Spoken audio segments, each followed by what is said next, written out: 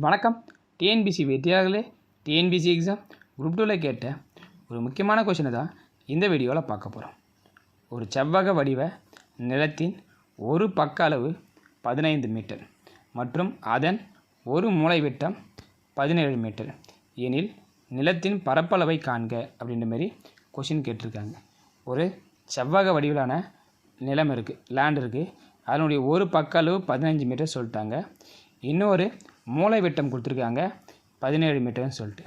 இப்போது என்னன்னாக்கா இன்னொரு பக்க அளவை கொடுக்கல. ஸோ அந்த பக்க அளவை தெரிஞ்சிருந்தால் தான் நம்ம பரப்பளவை கண்டுபிடிக்க முடியும். அப்போது இப்போ அந்த பக்க அளவை நம்ம கண்டுபிடிக்கிறதுக்கு ஸோ எந்த ஃபார்முலா யூஸ் பண்ணுறோன்னாக்கா பை யூஸிங் பிதகரஸ் தேரம். ஏன்னா ஒரு செங்கோண முக்கம் இருக்குது. ஸோ அதை வச்சு நம்ம என்ன பண்ணுவோம், பிதகரஸ் தேரத்தை யூஸ் பண்ணி நம்ம என்ன பண்ணால் இன்னொரு பக்க அளவை நம்ம கண்டுபிடிக்க போகிறோம். ஸோ இங்கே வேணால் போட்டு என்ன பண்ணியிருக்கேன், சால்வ் பண்ணியிருக்கேன் பாருங்கள். So AC² = AB² + BC². So வேல்யூலாம் அப்ளை பண்ணியிருக்கேன். நெக்ஸ்ட்டு ஸ்கொயர் பண்ணியிருக்கிறேன். ஸ்கொயர் பண்ணி வேல்யூ போட்டிருக்கேன். இந்த 15 ஸ்கொயர் பண்ணி என்ன பண்ணுறோன்னாக்கா இந்த பக்கம் கொண்டு வந்தால் மைனஸ் ஆகிடும். ஸோ 289 225 போச்சுனாக்கா என்ன வேல்யூ கிடச்சுனாக்கா BC² = 64 கிடச்சிருக்கும். ஸோ ஸ்கொயர் அந்த பக்கம் போச்சுன்னா ரூட்டாக மாறும். ரூட்டாக மட்டும் சொல்ல நம்ம என்ன வேல்யூ 64 ரூட் எடுத்தோம்னா 8 கிடைக்கும். இப்போ BCக்கு வந்து பார்த்தீங்கன்னா கிடச்சிச்சுனாக்கா 8 கிடச்சிது.